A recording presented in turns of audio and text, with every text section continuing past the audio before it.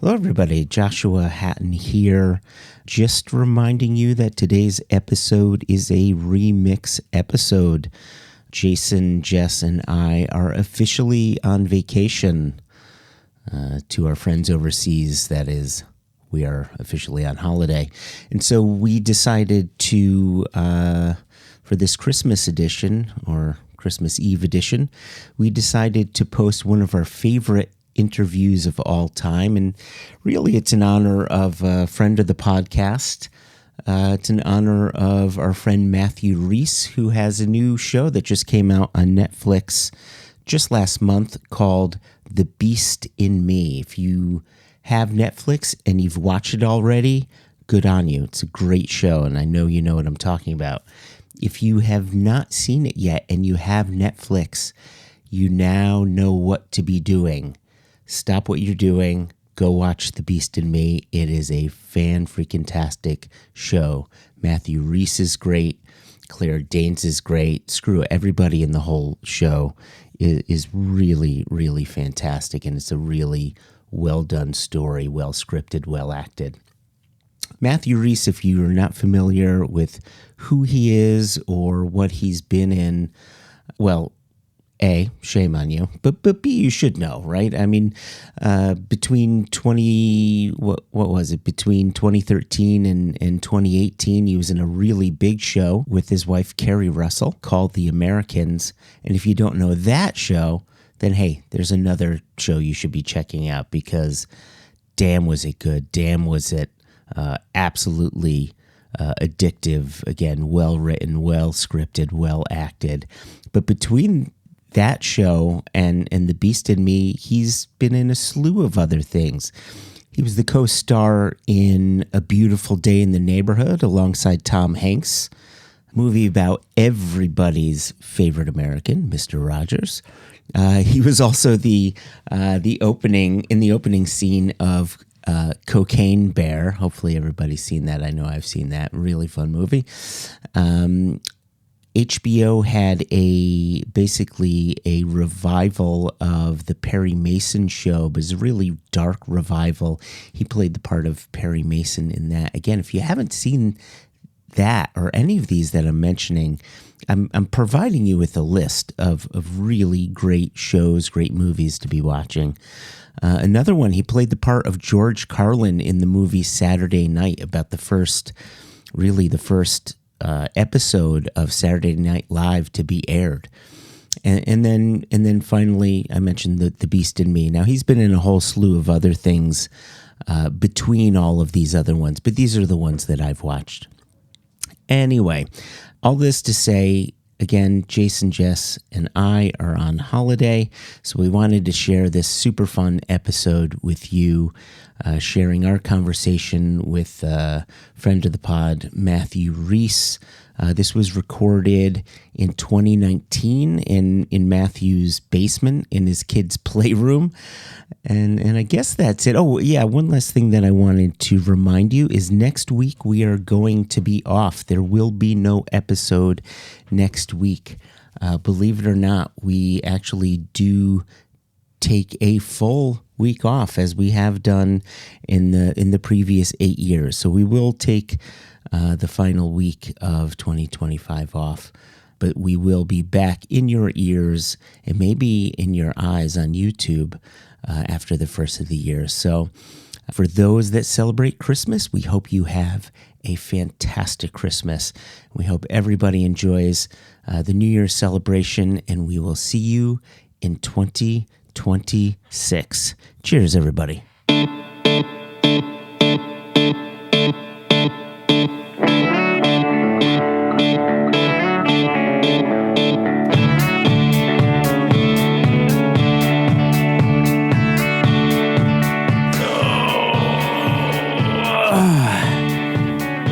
There we go. Oh my gosh. I tell you, Jason, I'm trying to think.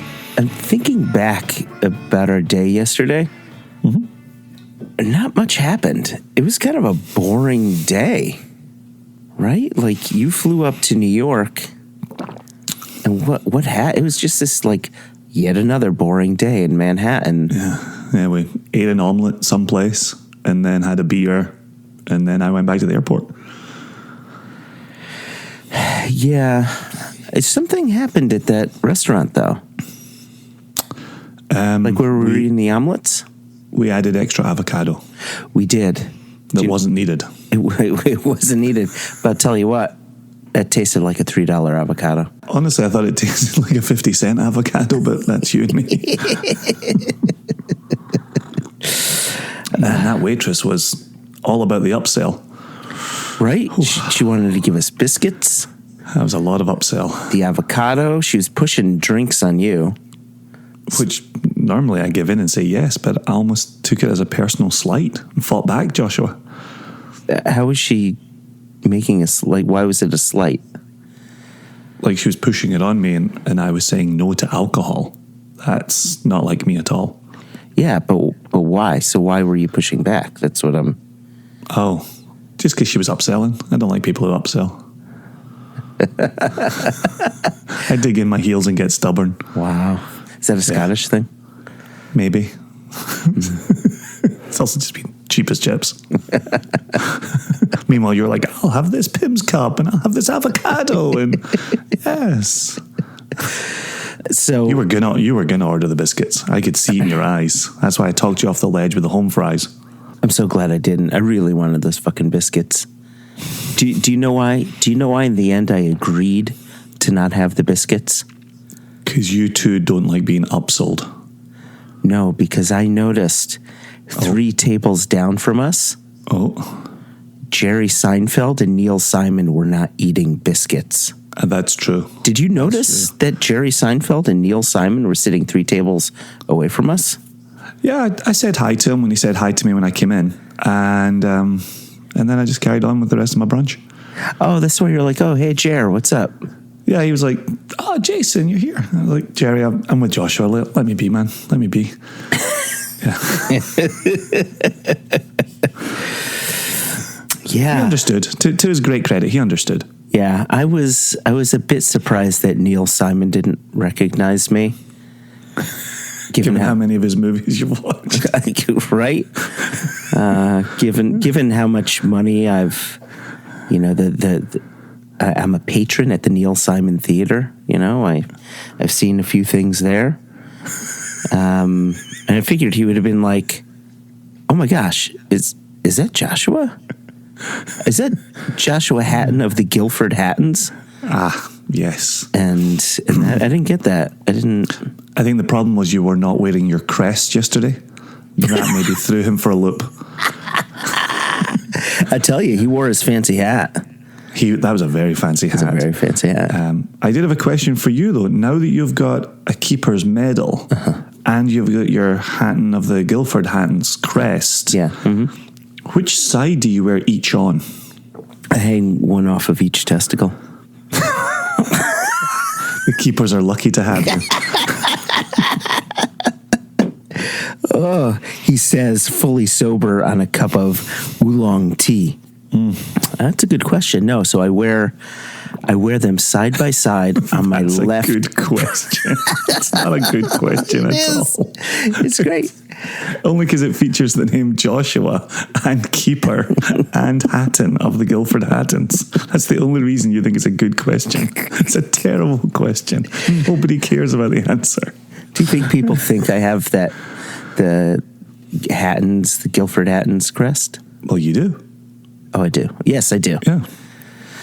I was quite happy. I'm obviously not a Faceplace person. You're in charge of the Faceplace, but sometimes the Faceplace sends me emails to let me know what's happening. And I woke up this morning to an email where Jens Fischer, who's a name I'm very, very familiar with, and I don't think I've ever met Jens. Nor have I. Yeah, he is part of the Whiskey Fabric. Hopefully our paths will cross at Maltstock. But he'd commented on a Whiskey Fabric post on the Faceplace about One Nation Under Whiskey and you and me covering how to wear the kilt. He did indeed. Isn't that fantastic? I love the fact that resonated with at least one person. And I figure there are more people who are like, You put on your shirt and your socks and your shoes before your kilt. Interesting. So, yeah, I'm glad that resonated. Yeah. So actually, you and I will be lucky enough to see him in Campbelltown next week. Is he traveling with Bozzy? He is. Awesome. Yeah. Oh, good. Good. Oh, great guys there. Yeah. Yep. Well, we know for certain that Bozzy's a good guy because we've drunk with him, we've slept in his house, and we've got a pretty good... There's no reason to believe Jens is not a good guy. I have a feeling he's a good guy. I have no reason to doubt it either. And just to be clear, when you say next week we'll be in Campbelltown, by the time this episode drops, we'll have been to Campbelltown, we'll have been to Fisheel, we'll have been to hell and back. Oh, right. Figuratively speaking. Yeah. And this episode will be live. That's true. That is true. This is us getting ahead of the game because we've got a lot of travel coming up. Exactly. We just started out with one of our regular little chats here.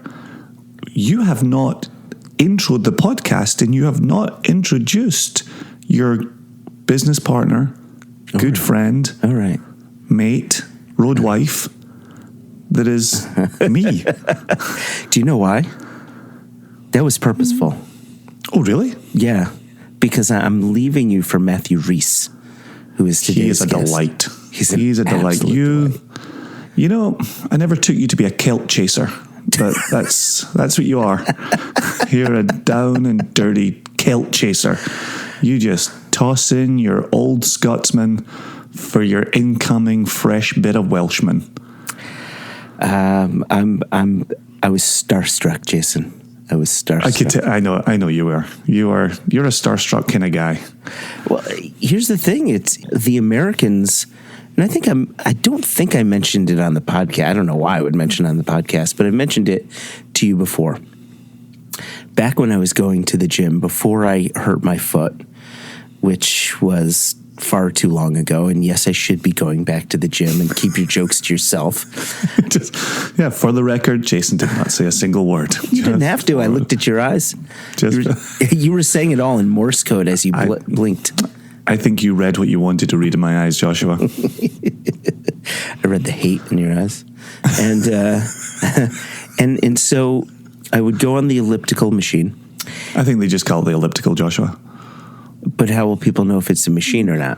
You have to let them know. It's like, I think by definition, are you also telling people I gotta go make a phone call on the telephone machine? I gotta make a phone call on the telephone machine. Well, why do you refer to Google as the Google machine? Because I am also old. So I would go onto the elliptical, and I had one show that was mine. Now, when Haida and I watch TV shows, she may have a couple that are just for her that she enjoys to watch, but there are a series of shows that we really enjoy watching together. But the Americans I took for my own, and that was my workout TV show. And I was addicted. I got up to second episode of the 4th season, and then I really hurt my foot. So I actually haven't finished the series, but I was, I couldn't tell if I was going to the gym more to get fit or more to watch the Americans. If you have to ask the question, you already know the answer. So anyways, this was my show. And then when we found out that he's involved with Pendarren. Mm-hmm. That was a wonderful connection. Right. And the folks from Pendarren knew him, and we said, boy, Nick, wink, wink, nudge, nudge, we'd love to interview him. And he graciously said, would love to talk to these guys. How did he say it? Graciously? What was that word you just used? Graciously? No, I said graciously. Okay, graciously. What's... You included some letters I hadn't heard in the word graciously before, but carry on. So yeah, so now I can see the hate in your eyes. And I don't think I'm inferring. So to sit in Matthew's base room, all the best words, basement/kill room, yesterday, drinking whiskey and just having a conversation. Yeah. He actually put me at ease. Yes, of course I was starstruck, but it felt like we were just sitting down with a mate having a conversation. Yeah, and that was my takeaway from it. As you know, I don't watch that much TV. And so for me, he was just that Welsh guy that we got to hang out with, which I loved. Yes, he's an Emmy award-winning actor, Welsh guy, with whom we got to hang out and drink great whiskey. But yeah, it was just chill. It was easy. He's a great lad. So you were saying you purposely didn't? Oh, because you were leaving. Yeah, you were leaving me for Matthew Rhys. So do you want to do the new intro where Matthew Rhys is your good friend, and then start the podcast with Matthew Rhys after that? Oh man, I like that idea. Okay, so I'm just going to pack up my bags, Joshua. Yep. I'm going to go out the door here. It's been a pleasure. I'm not going to lie to you. I've had an absolute fantastic 8 years with you. Yeah. Yep. And I understand that I've now been replaced by Matthew Rhys. So thanks, mate. Don't go yet. I just want to tell the listeners something before you leave for good.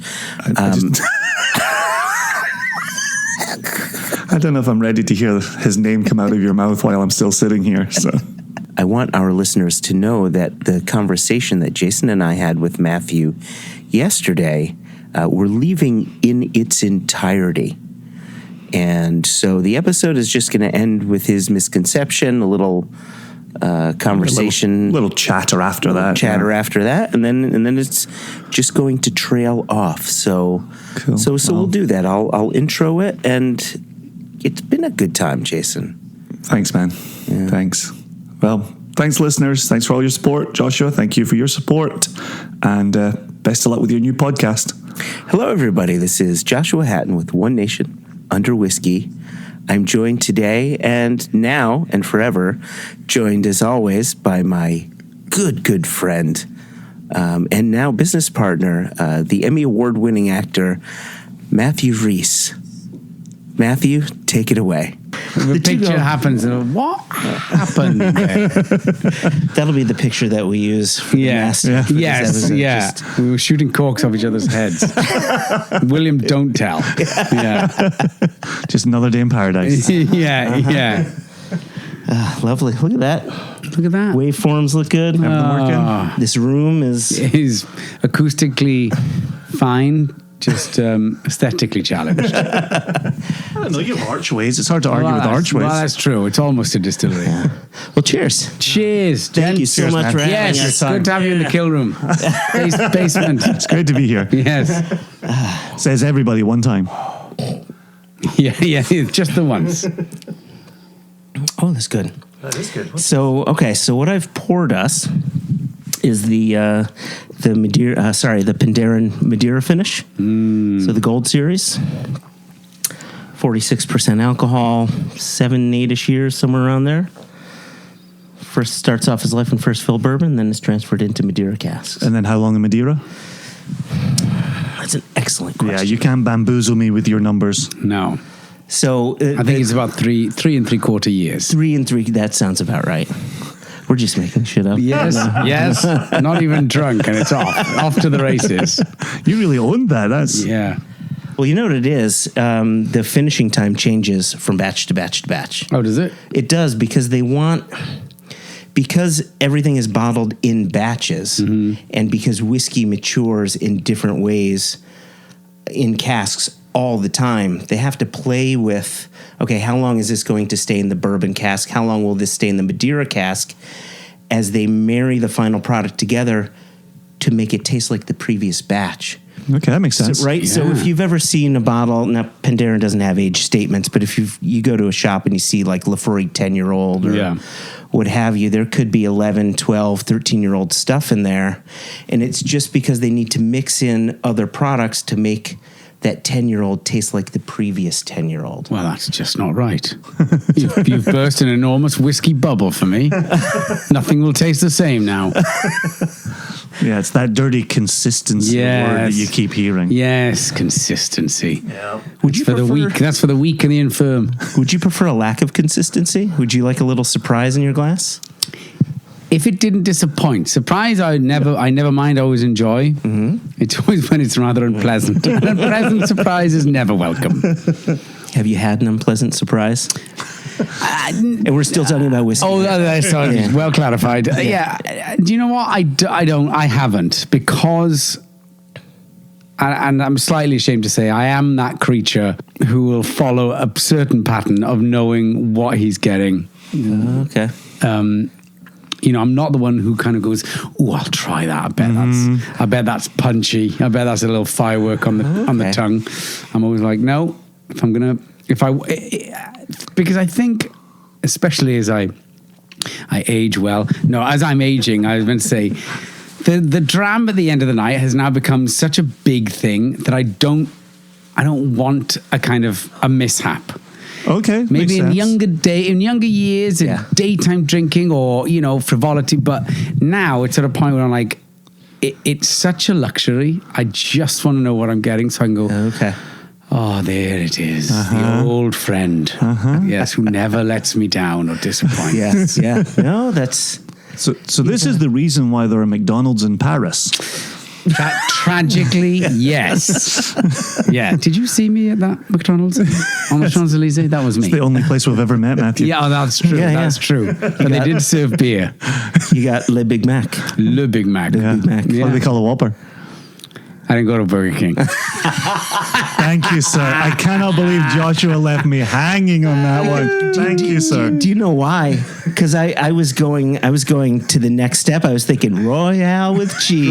Oh, you were already there. I was already there. You got to stay in the moment, man. Frogger, yes. Yeah, my wife tells me this all the time. Yes, you're already present, there. Okay. present. Buy me a present. Now, what are you getting on the nose there? Oh. For me, it's so bright with pear drops.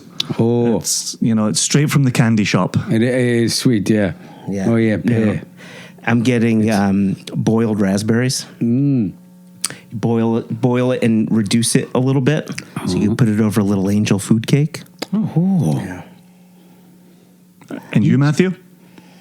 I was kind of, when you said pear, especially, but candy shop, there's something like a sort of, the word boiled and especially pear, it's like those the pear drops you used to get. Boiled It's like it's definitely it is bright. You get a little there's a little zing at the back of the nasal cavity. Did you ever get the rhubarb and custard boiled? I was sweets? just about, and then I thought, you question yourself, going, should I bring that up? They'll probably go, what are you talking about?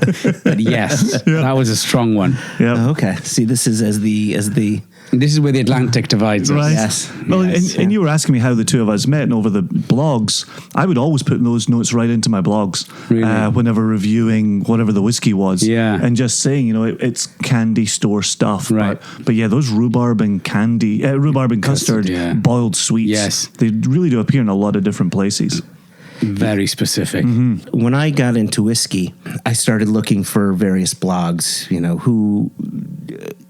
what were people drinking? What did they think about it? And I found his blog. And it was actually through his blog that he mentioned all these things: Parma violets and cola cubes. I was going to mention cola cubes too. It has that kind of that reduced boiled sugar. And do you remember when you try and suck the sugar off them and just cut the roof of your mouth? Yeah.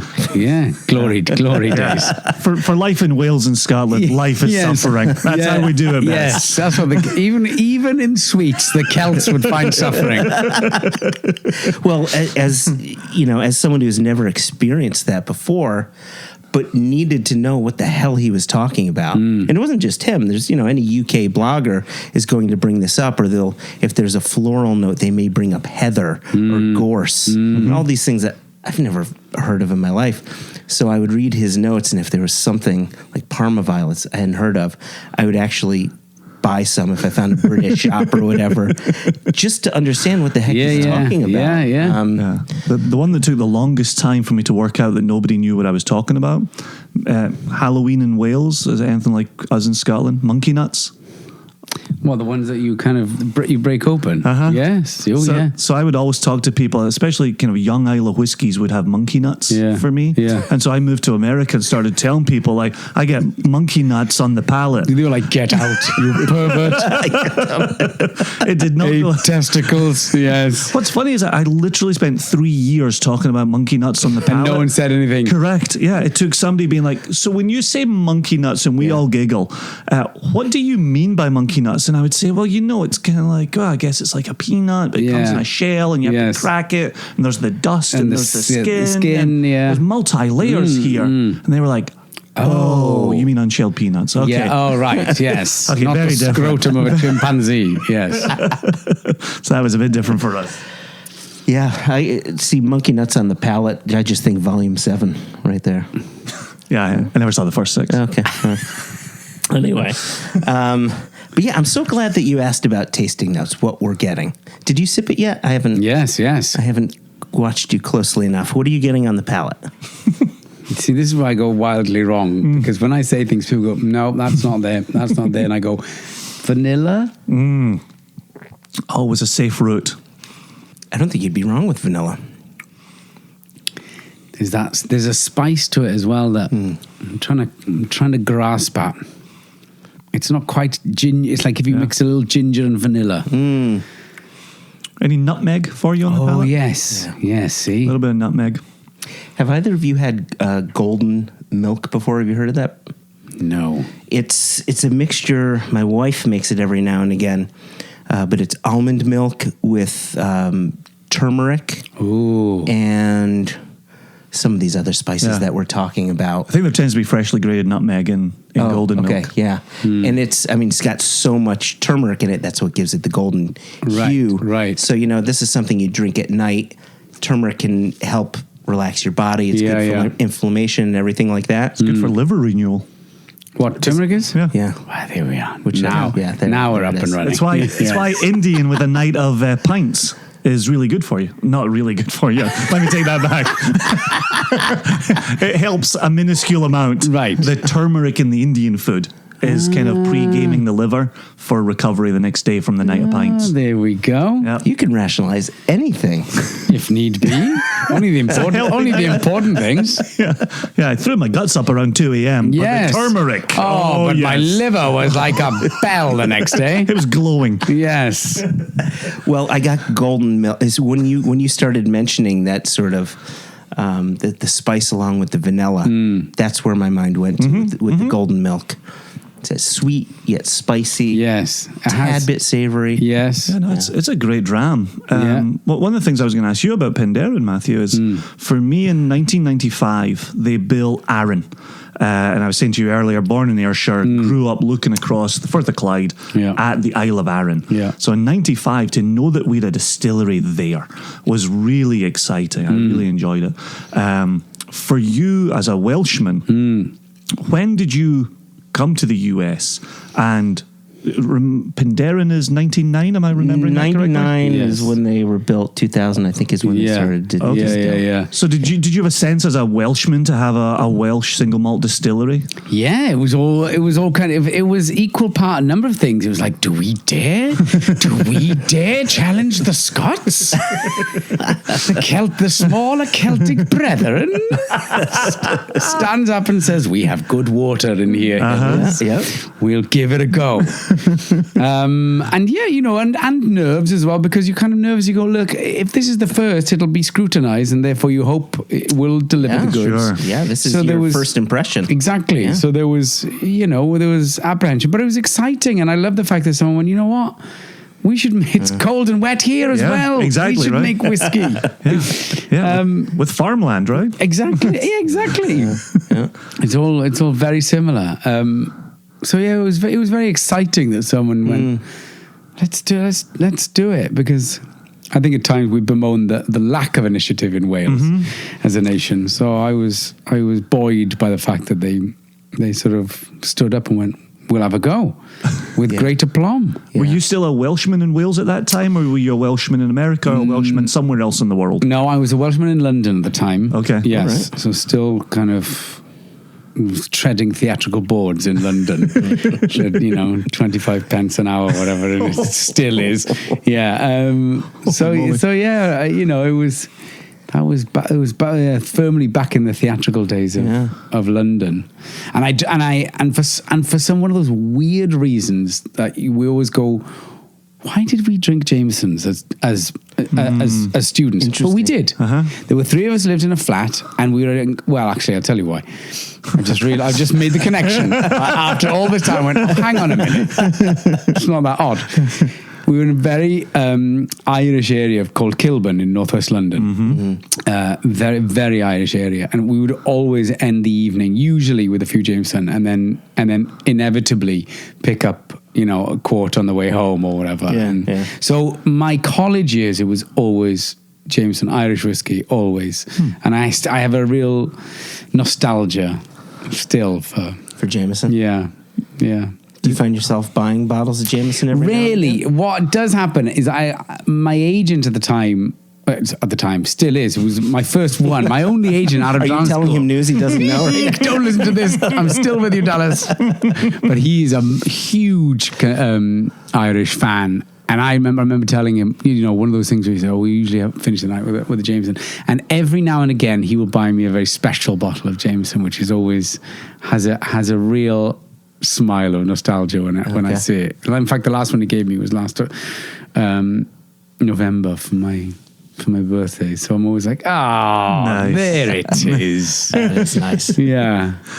So what was the connection? Why were you drinking it?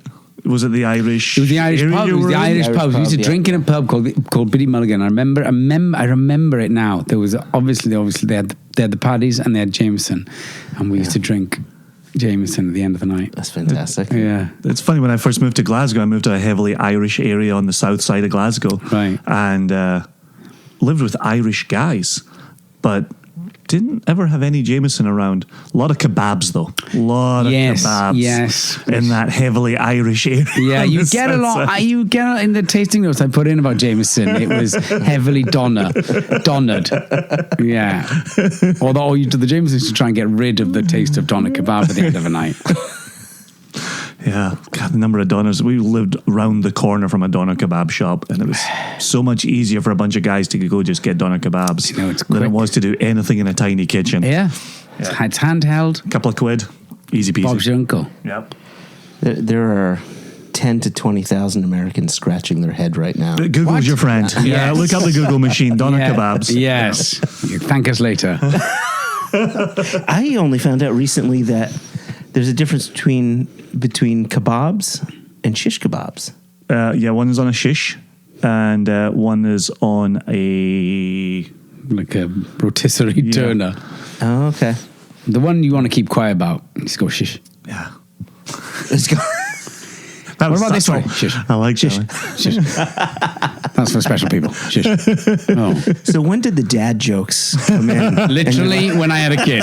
When I had a kid and it was legal. Because up until then, people shut you up. Yeah. I always go, listen, I'll accept better. I'll always accept better. You may mock and scorn and tut and roll your eyes.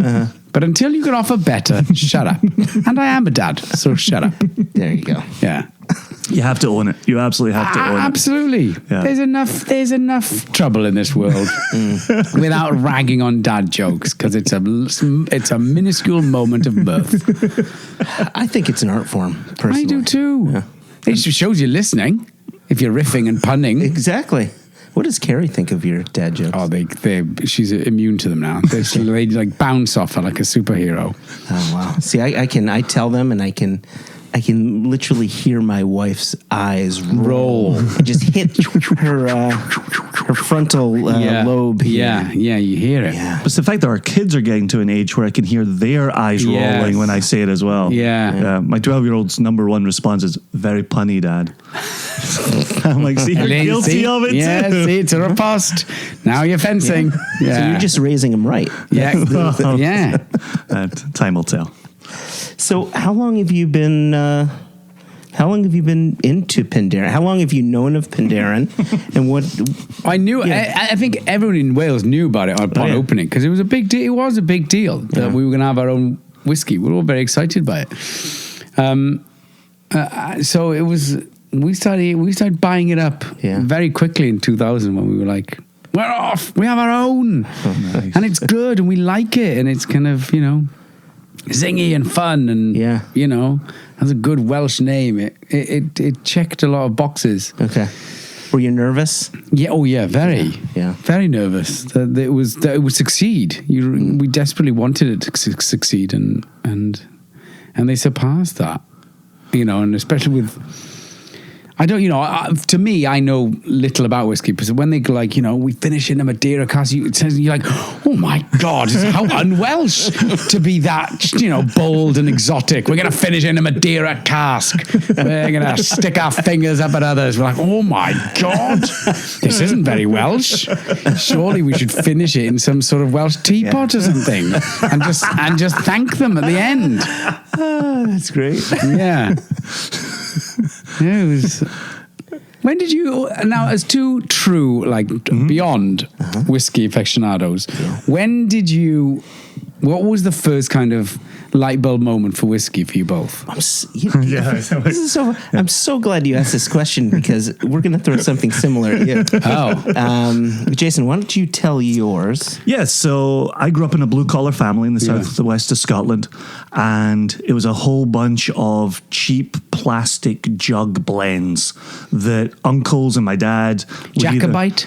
Not even names, all right? Not even names, just like Safeway's cheapest swill. And so they would dilute it. It would be 2 fingers of whiskey to the rest of the tumbler would be water or lemonade, but American 7-Up or Sprite, that type of thing. Lemonade. Yeah. But our lemonade is your Sprite. Is our Sprite. Okay. Yeah. Or I had one uncle who did ginger ale. And so I grew up thinking, geez, I'm never going to like this stuff. This is just horrible. It's just disgusting. Went off to University of Aberdeen, met a Finn, of course, and he said, I'm going to go to the University of Aberdeen Whiskey Society. It's just started. Do you want to come along? And I said, well, I don't really like whiskey, but in the interest of making a friend at university where I don't know anybody, I'll come with you. And we were off and running at that point. I was like, what is this? Do you remember the first one was that made you... Oh, yeah, it was a Glenfiddich. Right. I haven't bought a bottle the rest of my life. But the reason we bought a Glenfiddich was it came with 2 crystal tumblers. And being students, we had nothing to drink from. Brilliant. And so we were like, yeah, we'll get this one. And you always knew everybody drank Glenfiddich. It was in every single bar. There had to be something there. Yeah. And so I remember sitting in his dorm room at the University of Aberdeen, pouring this Glenfiddich into one each of our crystal tumblers and thinking, very bright, a lot of those pear notes in there, very easy.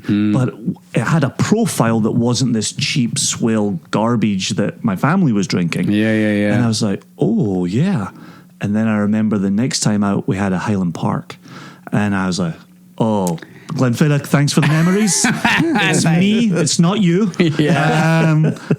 Thank you for the Highland Park. I will forever drink Highland Park.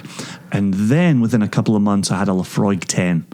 And I was like, this is it. This is it right for here. Yeah. And your story's not a million miles off of that. You even started in a place similar to where I ended. I started in a place from where you ended. As is the way. Yes. But what's interesting is I really didn't do much drinking until my mid to late 20s. What? I know. Let me put a pin in that. I'll put a pin in it. Let me back it up. Yep. For people who are listening to us for the first time to hear Matthew Rhys. Yes. Your first single malt that you tasted and fell in love with and got you hooked on whiskey was Lagavulin 16. Yes, Lagavulin. I was going to get there. You went to... you were already backing it up. We already have a ping moment. Right. Was that your gateway whiskey? It was. Look at that. And listen, I like Glenfiddich. Thank you, Jameson, for those student years. I'll always with great nostalgia go back to wee Jim, as we call him, and have a dram. But I was in Birmingham when I was 21, and on an acting job, and I was going to have a Jameson at the end of the night, and this guy went, now this may get a little funny because it's going to be a Birmingham accent, but not Alabama, Birmingham, middle of Britain. So you're going to sound like Ozzy Osbourne, right? Yeah. He went, don't have a Jameson, have a lager Vulin. And I went, what type of lager? Have a lager Vulin. I said, no, I'd rather have a whiskey. And he went, have a go on this. And he gave me a dram of, I believe it was 16. Yeah. And I went, Yes. what was that? And I know what my reaction to it was. What was your first reaction when you got that smoky, rich flavor across your tongue? First of all, I didn't know whiskey could taste like that. I remember being so shocked by it. Yes. That I went, oh my goodness, I didn't even know that could happen. Yep, Yeah. absolutely. So that's what kind of blew in my head about whiskey. Is like, oh, it's sorcery. Yeah. You can really do yes. anything with it. Yep. And still, I remember that even so clearly because I just went, what happened? It's like those cartoon moments, when the cuckoo clock goes. Sylvester McCarran runs through your head. Yeah. And he's like, you're welcome. I told you, didn't I? And you're like, I've still no idea what you're saying, but this is great. So was he a punter? Was he a barman? No, he's another actor from Birmingham. Another actor. Right. Yes, okay. yes. Okay. To my shame. Yeah, so I have him to thank. I can't remember his last name, Nick. So Nick, if you're out there, thank you. There you go. Wow. Yeah. For that lager. Yeah,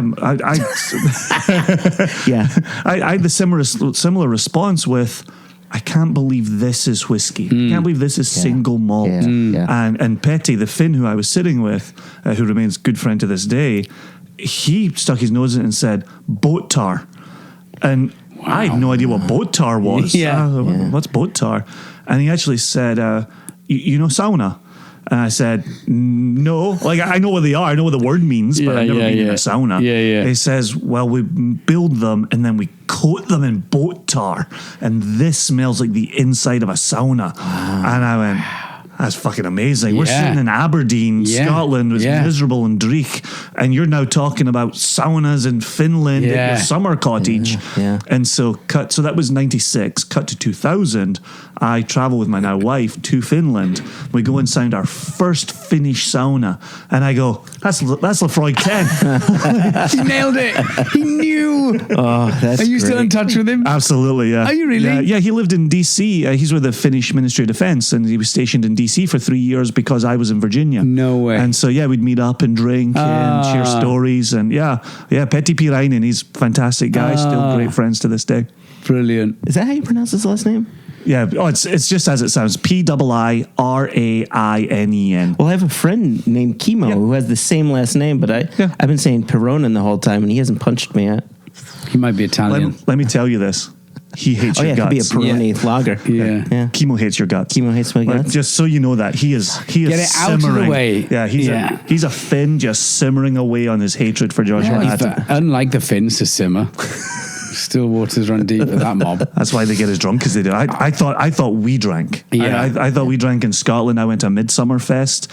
I tapped out after day 1.5, and they went for 4 days. I was like, no, thank you. Yeah. Nope. No, I love myself more than this. Yeah, Olympiads. Oh yeah, Gold medalists. Yeah, pros. So sorry, I put a pin in your story and I cut to the punchline. Well, no, so you got to the punchline. So fucked it up. let's fast forward to that punchline. Oh, Yeah. Music to my ears. You want me to back it up? Skip to the end. So it was at my synagogue, actually, and there was a congregant. So our services are Friday nights. So you'd have dinner, you'd go to synagogue, you'd have your service, and then after the service is something called an oneg, where you just have coffee and dessert, cakes, things like that. And this congregant would bring in 5-6 whiskeys every Friday. What? Yes. Wow. Where was this synagogue? Highland Park, Chicago. And he would always have them out, and I wasn't much of a drinker. I am backing it up a little bit. So I spent the majority of my teens not drinking, not smoking, not doing anything. I was very much against it. But then I had a beer here, and then when I met my wife, we would, do martinis and things like that. But I always stayed away from whiskey because I just imagined that was the devil's work. Not too far. Yes. Not too far. For men in skirts and tam o'shanters. But I figured I'll give it a go. and his name was Tom. Is that his name? Let's call it Tom. It was Tom. I love the. This was to you for confirmation. Was that his name? Was that his name? Yeah, it was Tom. Probably. Yeah, Probably. Tom Alpert. That's it. That's not his name. Anyway.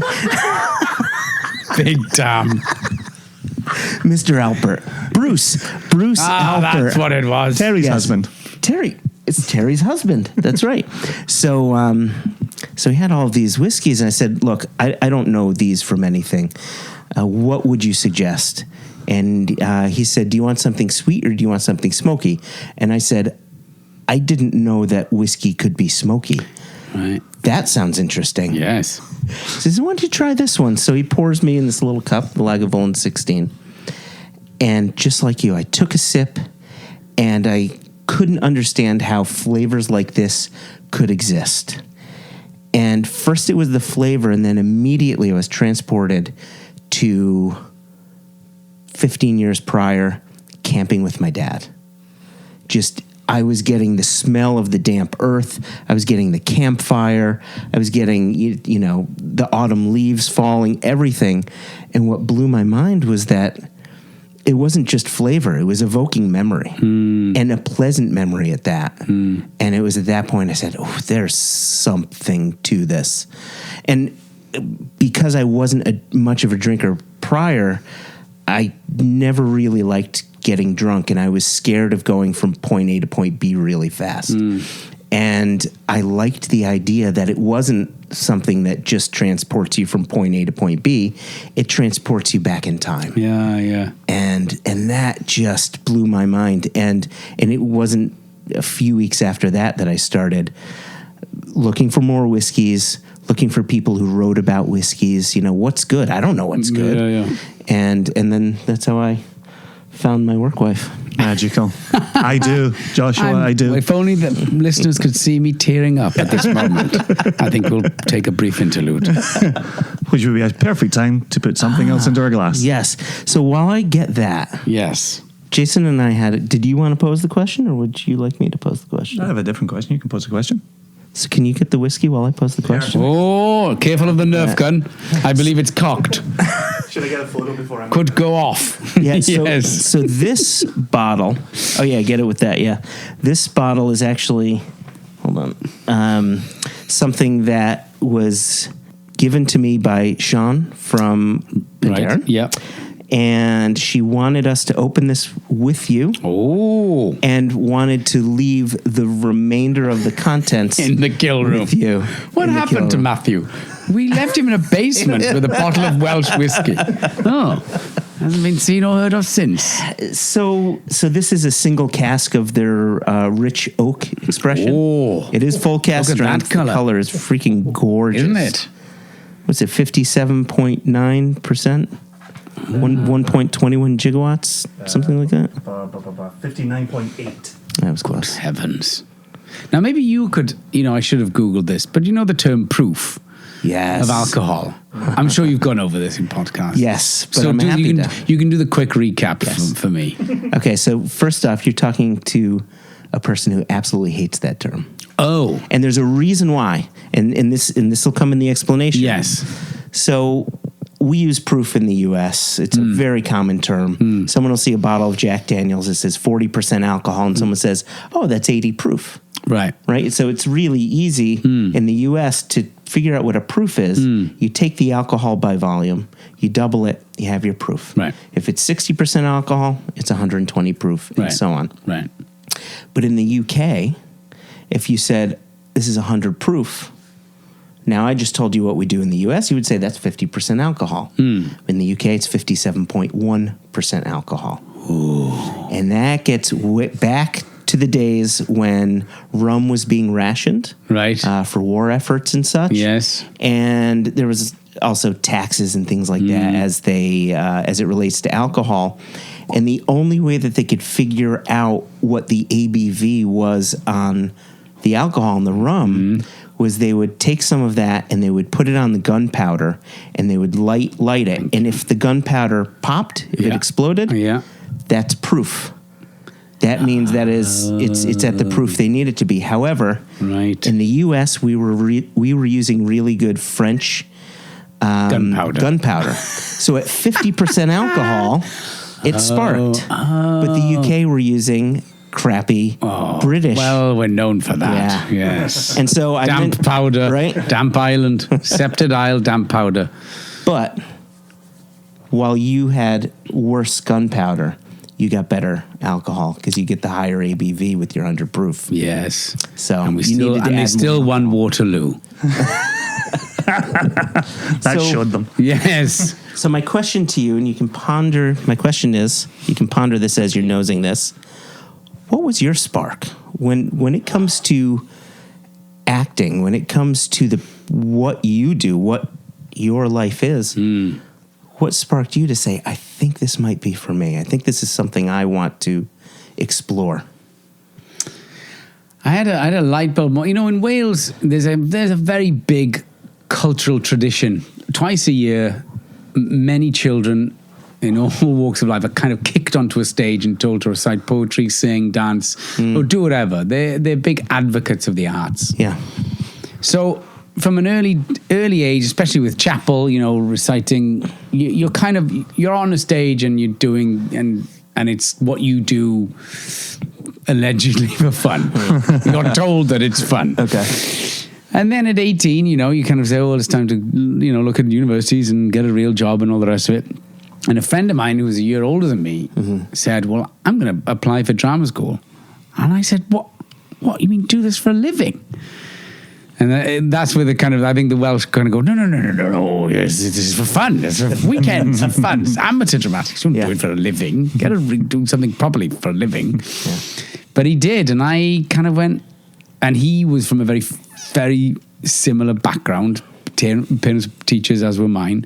And he kind of paved the way. Fantastic actor called Johan Griffith, and he kind of, I then had the ammunition to go home and go, well, your one's going to try for drama school. I wondered if I could. Wow. And they were like, well, you can try for 2 drama schools and for 5 universities because you should. I think the Welsh as a nation, let alone my parents, big into education. Yeah, sure.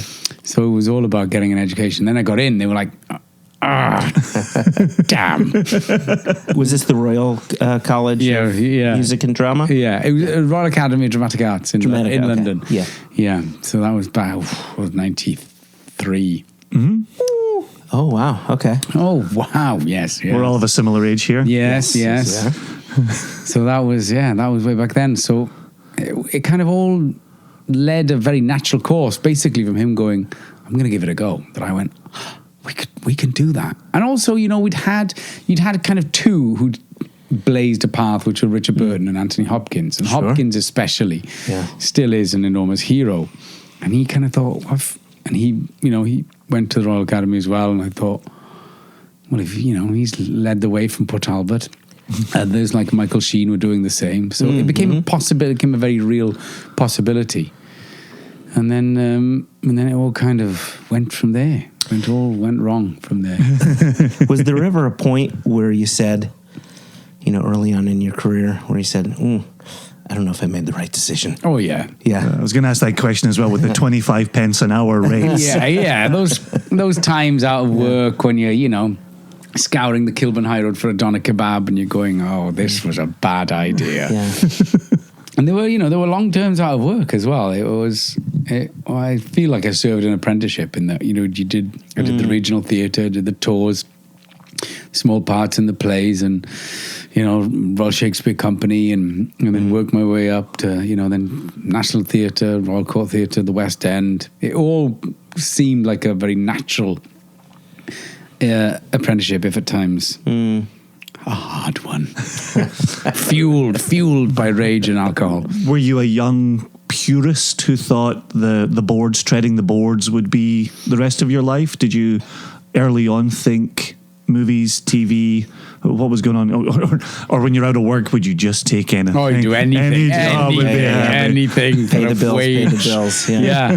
No, you know, there was a big part of me, although I'd seen theatre growing up, a huge part of me was a great cinema fan, freak. You know, and De Niro especially was a huge heroes. Yeah. But that seemed very exotic and very unobtainable, Far and off. very Yeah. far away. Yeah. And then it was, you know, myself and Johan, we were living together in a flat in Kilburn, drinking Jameson of an evening. And he was going to do Titanic. Like, he got a part in Titanic. And then all of a sudden you go, oh, we can get parts in American movies. And then he's like, I'm going to go to Los Angeles afterwards. Like, oh, we can do it. We're allowed to go. Wow. There's a light bulb right there. Yeah. I was lucky. I mean, I owe my career to him. Otherwise, I'd still be twiddling my thumbs going, I don't know what to do.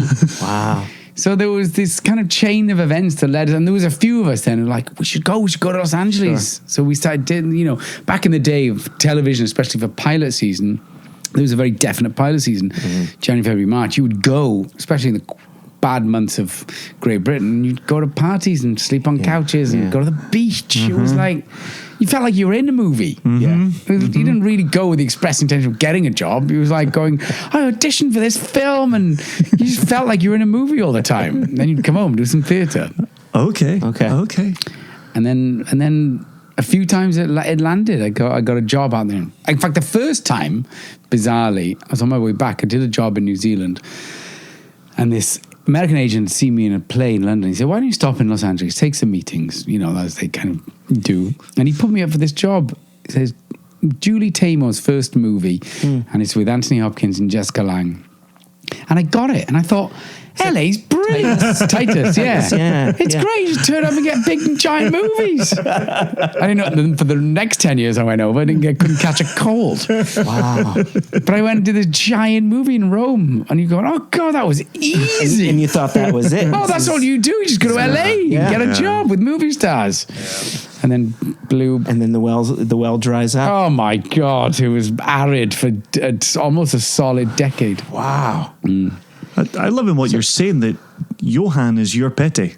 Where I'm in whiskey today with a company with this nut job on my left side here. Only because Petty said, we can go to the Whiskey Society. Yeah. We can do that. Yeah. You've got Johan saying, we can go to drama school, we can go to LA, we can go for jobs. Yeah. I'm glad, glad that we've got people like that in our lives. I know. Because I say the same thing. I'd have just been at home twiddling my thumbs, drinking, fuck knows what I'd be drinking. Jacobite. Have you tried Jacobite? No. That's burned into my head, Jacobite. I had a very vicious experience with that. I have a little talisman that I have on my shelf in my office. When my dad came to the US, he came with my mum back in 2002. So actually, I just celebrated my 17th wedding anniversary last weekend. Congratulations. Thank you. And so 17 years ago, my parents met my in-laws for the very first time. Wow. The week before the wedding. And my dad liked whiskey, wink, right? Like total shit. And he was coming over to meet my father-in-law, who liked whiskey, wink. Oh, okay. He drank total shit as well. Right. And so my dad brought over this, it's called Highland Way, and it came in a rectangular green plastic bottle with a gold screw cap. Golden green. Come on, Jason. I mean, come on. Don't knock that. And that for my dad was the breaking of bread, right? Of course. Here we go. This is the special moment. Yes. This is a special gift for you. You know, Yeah. we're all in the same family now. Yeah. My father-in-law never opened it. He pulled other shit out of his cabinet and got drunk on other shit. Amazing. And so then Did that upset your dad? No, I don't think my dad wanted to be drinking that at all. No. Come on, you know this, Matthew. When you go to a party in Scotland and Wales, when you go to a party, you just take something you can afford, and you sit it down and you drink whatever somebody else brought that was the next rung of the ladder up from you. It's the pass and look. You're like, you do that. You're like, your hand goes left onto the kitchen counter and you go, ooh, bingo, and then you're across the room. Yeah, Whose is this? And you went, no, great, brilliant. We would show up with 6 packs of Skull. Classic. 50 pence a can. Yeah. Came in a half litre. Yeah, Colt 45. You would put it in the fridge and you'd walk over, somebody else brought Stella. And you're like, oh, bingo. Heineken, oh, posh. Ooh, la-di-da. Yeah. So you Belgian just, champagne. Yes, you have one job to bring something. And It doesn't that's matter it. what it is. Bring the cheapest, shittiest stuff, and then you... So my dad brought Highland Way. A couple of years later, actually, a few years later, my father-in-law died. And so I inherited the whiskey. the unopened bottle of Highland Way. No way. Right? And so I'll be having some of that, so I take it away. I then bring it back to Virginia. I'm telling my dad I've got this bottle. My dad passes away, right? I'm like, I'm still sitting on the unopened bottle of Highland Way. I've got bottles in my collection that are thousands of dollars, hundreds of dollars, tens of dollars. And the one that's front and center is the green Highland Way that will never be opened, and it'll just stand as a testament to my dad bringing that over. So. That's great. Yeah, that's great. Yeah. That is the I don't even remember why I started telling you that. I'm glad I did tell you that, but I don't remember why I did. So, so cheers. Cheers. What do you think of this whiskey? Oh, getting a lot from this. Upon first smell, peaches. Yes. Yeah, tinned peaches. Yeah. Even beyond the nose, which I think has got that noticeable Penderyn fruit going on that was there in the Madeira finish, it's the texture on the palate. I say it all the time with Single Cask Nation. There are some independent bottlers who are really into the color. And the first, we picked that up and said, "Oh, look at the color." The Ben Nevis, look at the color. Yeah. We're not color guys. We're texture guys. Yeah. And it needs to be oily and unctuous. When you see oil in your glass, you know it's bringing flavor.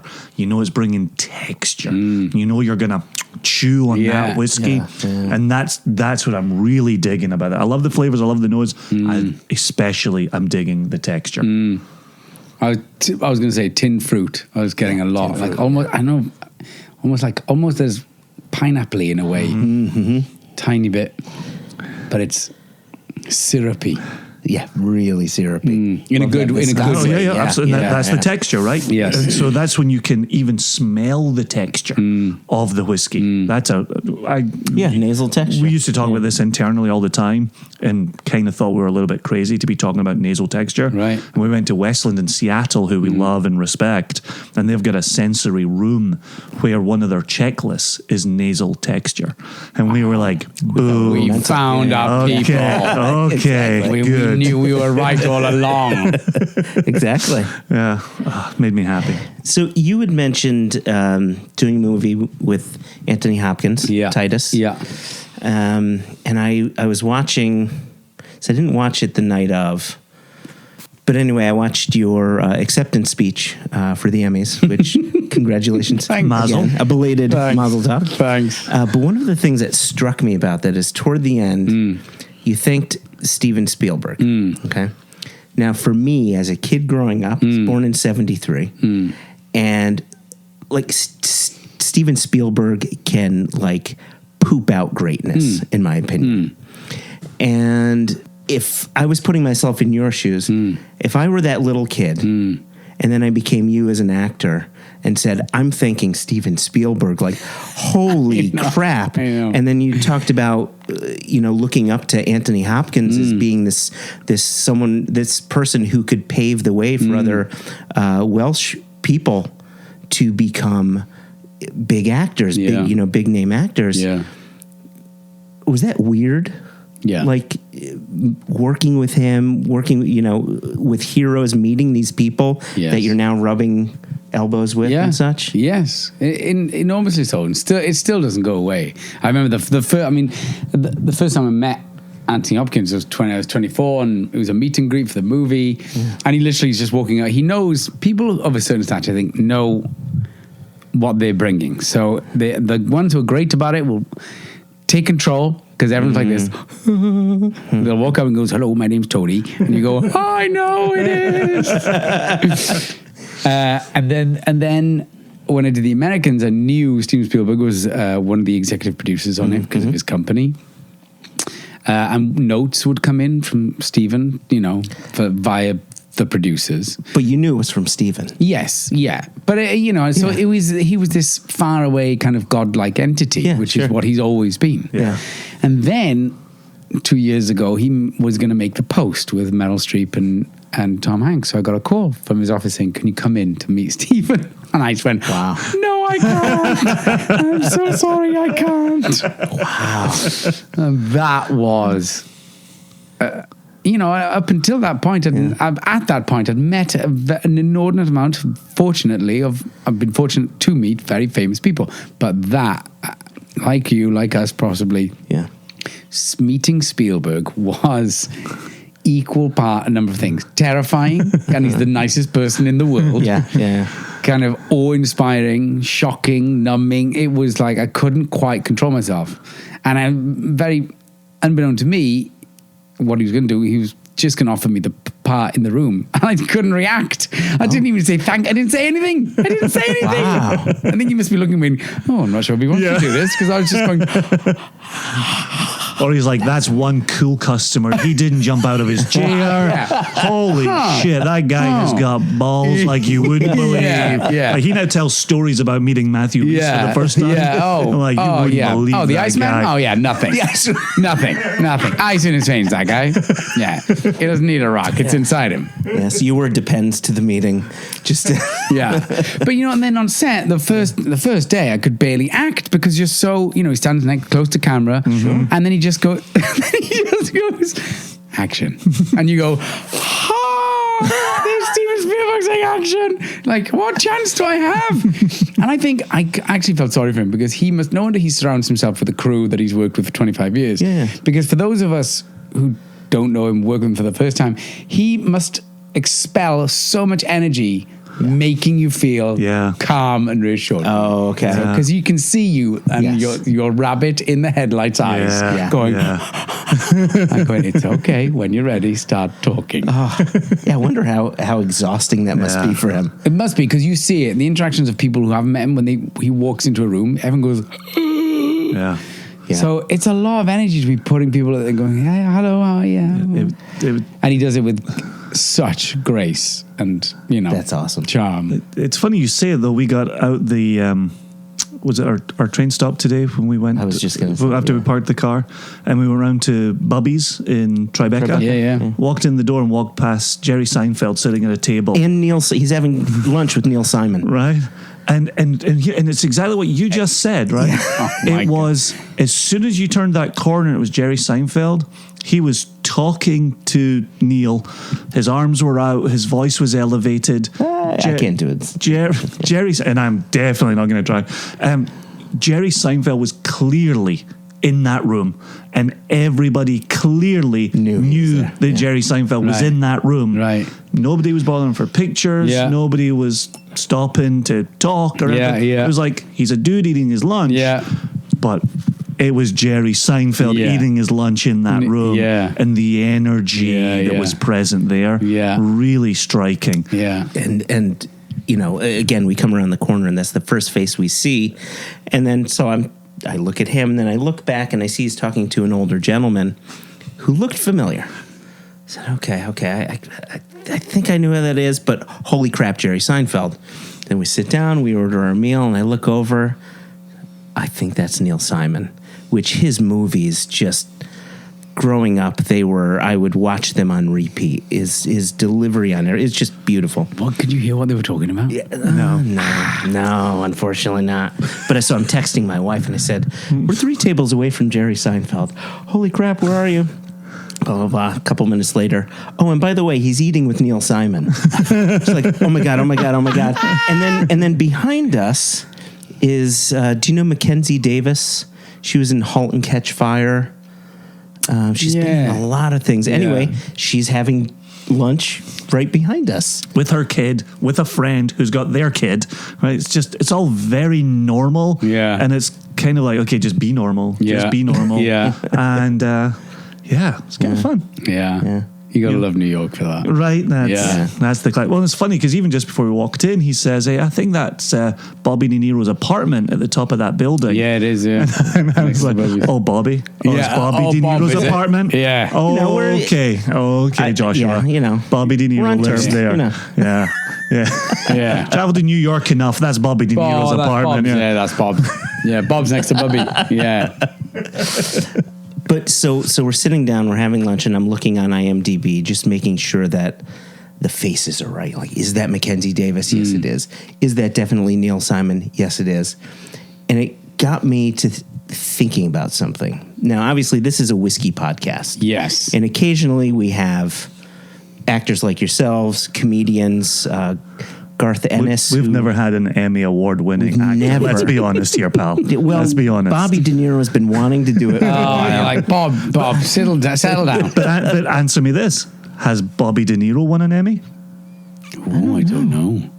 Has he? I don't know. See that? He's got Something to Google after. something to Google. Even if Bobby De Niro comes on, we'll still have an Emmy award-winning actor. Yes. It's a prefix I'd like to be addressed by from now on. I hope it's on your business card. It is. Yeah, yes. Emmy award-winning actor. Yeah. Matthew Rhys. Yeah. Perfect. Yeah. Okay. So Emmy award-winning actor Matthew. Hello. So I'm sitting there. I'm on IMDb, and I got to thinking. This is a whiskey podcast. We should be talking about whiskey. We have been talking about whiskey. Yeah. But occasionally when we interview people who are not in the whiskey world, we try to figure out these sort of links, albeit sometimes quite tenuous. Yes, I am trying to remake Whiskey Galore. You'd be great in it, pal. I like to think I'd soar. And I got to thinking that there may be a connection here. So in the drinks world, whether it's spirits or wine or beer, if you're coming out with a new product, you have to create a label for that, right? We have labels on the Penderyn bottles, Single Cask Nation, etc. You create those labels. He's an Emmy award-winning actor. He knows what a label is. I have my own label now forever. Yes. And you submit them to an organization called the TTB, Tax and Trade Bureau, which we found out has a much longer name. There's many more letters than that, but they only go by the TTB. Yeah, that's enough. They used to be part of ATF, by the way. Anyway. So you submit the labels, and once the labels are approved, they're posted to... What do you mean approved? Why approve? Approved by who? The government. The government. Yeah. Well, the label can't be misleading or in any way? Correct, yeah. So the TTB is a government agency. Okay. Graphics can be inappropriate. Okay. Yeah. You can't make false claims. Font has to be a certain size. No way. It has to be in a certain place for delivering certain information. You need your government warning in some place that's in a particular size font that's clearly denoted from the rest of the label. So he's an Emmy award-winning actor. I know. He knows this stuff. I know. I didn't. He was just setting me up to say more. He's For those of you listening, they're prompting me with cue cards, saying "Ask about the BBC." No, the TTB. We look like the Bob Dylan. The Bob Dylan. Yeah. They just keep dropping them, and I have to ask them questions. We are in the basement mixing up the medicine. So yes, the apothecary. And that's it. That's the podcast. So you submit the labels to the TTB. Right. Once they get approved, then how long is that process? How long do you wait? Well, to be honest, we rely on our importer. We give them the label, they submit it. If there's issues with it, they come back and they'll say, you need to change the size of this font, or if we write tasting notes on our label, sometimes, like we'll say, notes of pineapple. And the TTB might say, are you trying to say there's pineapple in this whiskey? Yeah. Like, no, so you have to change your verbiage. Yeah. You can't use iodine in a tasting note because it sounds like a nutritional claim. Oh my God. Yeah. I want to see that office. You're right. Excuse me. I think you'll find. I don't know why he's from Britain all of a sudden. They all are. They import them. Johnny Jobs. Yeah, exactly. Yeah. You have an excellent American accent that you do. Thanks. Yeah, nailed it. Yeah. Currently turnaround is 4 days. 4 days. So from the moment it's submitted to getting it returned. However, if you remember the government shutdown from earlier this year, 40 days. And so our regular listeners, our regular listeners have been listening to us for quite a few episodes talking about being completely behind the 8 ball because we couldn't get any labels approved for casks that were sitting in Scotland in a schedule to be bottled and then imported to the United States. Because I'm sure those people in Scotland are like, we don't care. Exactly. But until we get approval, we can't contact the printer. The printer can't send anything to Scotland. We were screwed for 40 days after the government shutdown. Thanks, Donald. We've said it early and often. So, back to my point. Yes, sir. So once a label is approved, then there is a public database where someone can just go and you can type in Lagavulin. And you can see what new might be coming from Lagavulin. Regardless of how much they wanted to keep it a secret. We want to come out with this special release. Oh. But the label has to be approved. Oh. And once it's approved, anyone can check it out, right? Correct. So there are people that troll the TTB website. And Label they'll say, spoilers. Yes. Give us 10 quid. Totally. No. And they say, hey, check what's coming out. They're from not even Single Cast looking for Nation. money. They're What are just they looking looking to break the news. Break the news before everybody else. They want to be Who does those. that? Trolls. Label trolls. Label trolls. Lols. Lals. So my question to you Is how do we find them and kill them? how do we find them? And kill them with hammers. How do they bring them to the kill dungeon? Oh, that's very easy. Oh, this is perfect. Yes. Welcome to my label room. Have you already sold this place? Because I have a vision. Yes, we'll herd them in. It's a convention for label trolls. How do you feel? Because I think I mentioned this to you before. Yeah. I'm on IMDb all the time. We found you at last. There you go. How when you're doing new projects? Yeah. And now, granted, if you've got a movie coming out or a TV show, you spend a lot of time, I imagine, on press junkets and things like that. And that is just a load of work that you have to do to make sure people are aware of the things that you're doing, and you want to create excitement and so on and so forth. Yeah. Now, IMDb gets all of this information. Yeah. I know what projects you're working on because IMDb tells me. Yes. How do you feel about that? It's just part of the parcel now. Well, it's just a different age. Like I remember When all this was field I day. know. But literally, I remember researching a part. You'd go to a library and look at books. Yeah. Now you research a part on YouTube. I remember taking a tape recorder to a part of England to get going over to Derbyshire and taping people. Now you just go on YouTube. Wow.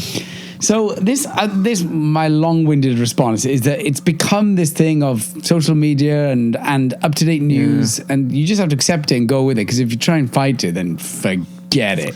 Okay. And I'm not the great. I'm a terrible social media light. But I was told, you must Twitter. You're like, Are you on the Twitter machine? No. I am. Yeah. But I'm like, I had a pie for my lunch. I'm always like, for God's sake. What kind of pie was it? A pork pie, the only kind of pie, Joshua. Dear Lord. Pumpkin pie, cherry pie. Yes. Pork. Pork pie. Gristle. With not an ounce of pork in it. Hooves and ears. But that's what I've been saying to Joshua as well, is there's such a small percentage of people who are doing the trolling of TTB, doing the trolling of IMDb, that when you still go out for your press junket, there are people who are getting their information from that. Yeah. When we make our announcements for what's coming from Single Cast Nation, some people are hearing about it for the first time. Right. Many people are hearing about it for the first time. Yeah. But Joshua's got a little bone in him that he gets very upset with that spoiling of the surprise, the spoiling of the surprises. secret. I agree. And so he has that where he wants to respond. Right? Yeah, yes. How about you don't do that? How about you take that down? How about you stop doing that? It's not going anywhere. And if you address it, you might see some things coming back. Well, I never address it. I just. But you'd like to Simmer. But you'd like to. I would love to. You would love to. Yes. I think we're of an age where you would go to the cinema, you'd see a trailer, Yes. and then you'd go to the cinema and you'd still go, "Oh my God!" at these moments, because no one knew. or the only time you'd be at school and go, "Have you seen?" Don't tell me, shut up. Absolutely. And that's it. Yes. And then you'd go and experience it in a room full of people. Yes. Yep. If we want to show a movie to our kids, they ask to see the trailer. Yeah. And I mean, in the house, on the TV, Yeah. they want to see the trailer before they watch the movie. Yeah. And I'm like, But- don't you want to be surprised? The trailer's going to give you some high notes. Yeah. And don't you want to be surprised? And they're like, No. I want to know that What I'm I'm going to like watching. it. Yeah. And I want to know what the high notes are before I get into it. I know. It's like, wow. I know. We definitely didn't grow up like that. No, the change in the business now of the encrypted scripts now. Yeah. It's crazy. The signing of NDAs before you read a script.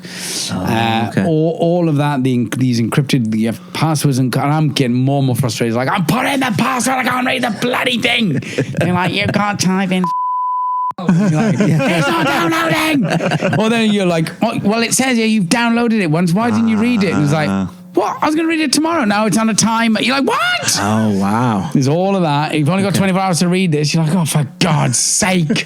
Wow. And when we shoot movies now, you know, you're handed what they're called sides, the pages for the day. Mm-hmm. So they go, here are your sides in case you want to, you know, learn your words or refer to them.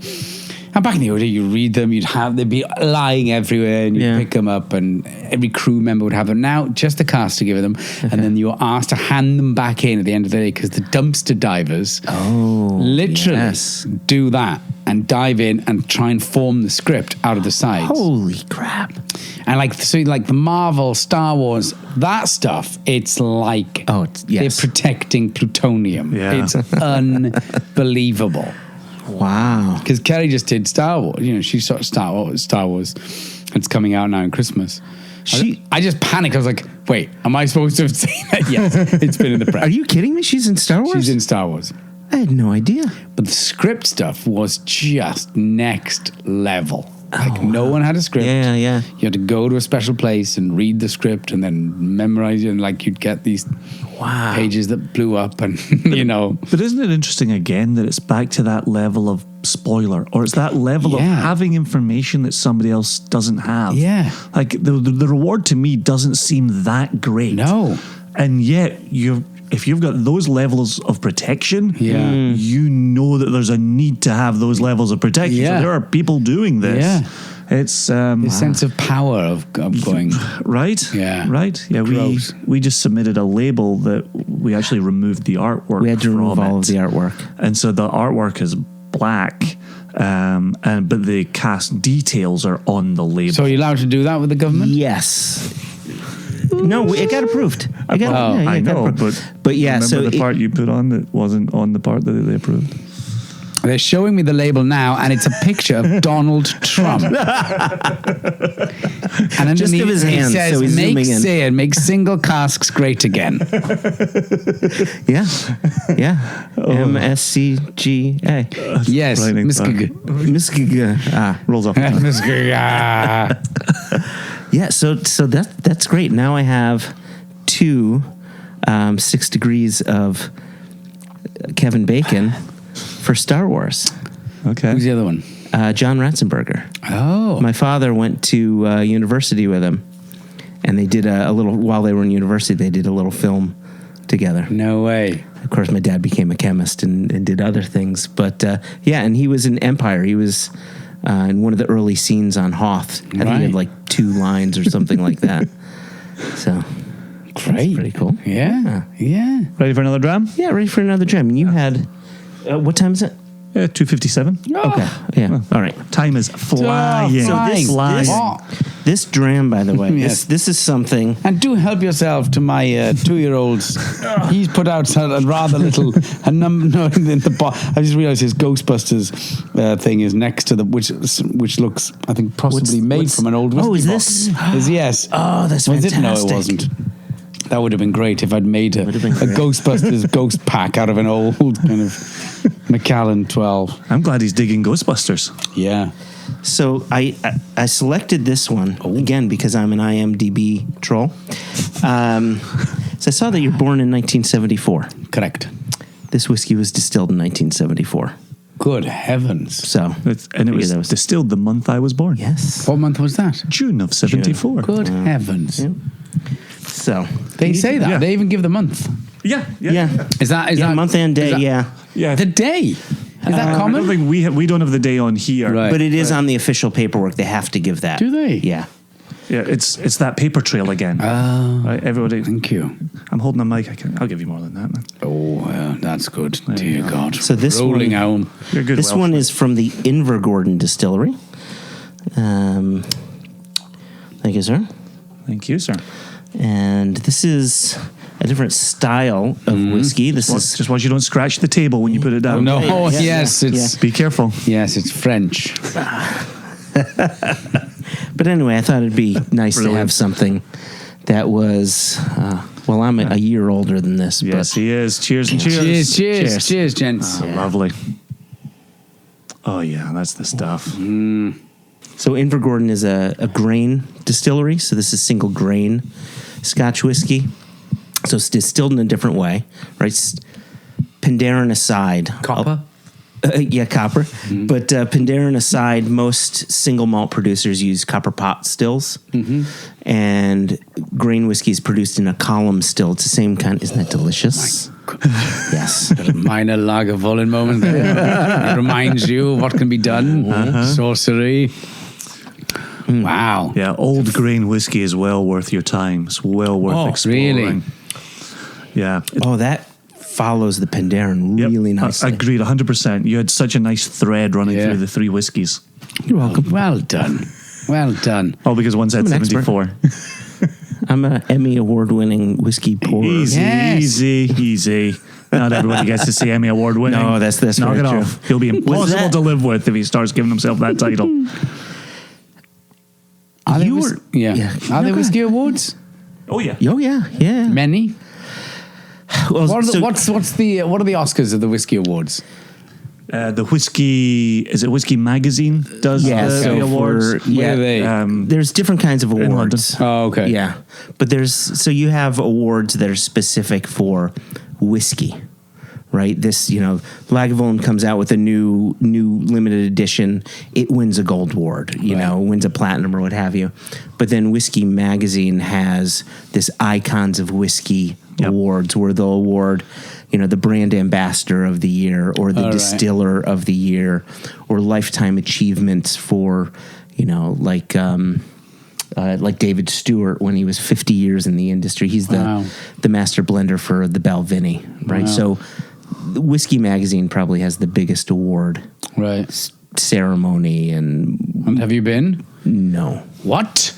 We need to gate crash. That needs to be gate crashed.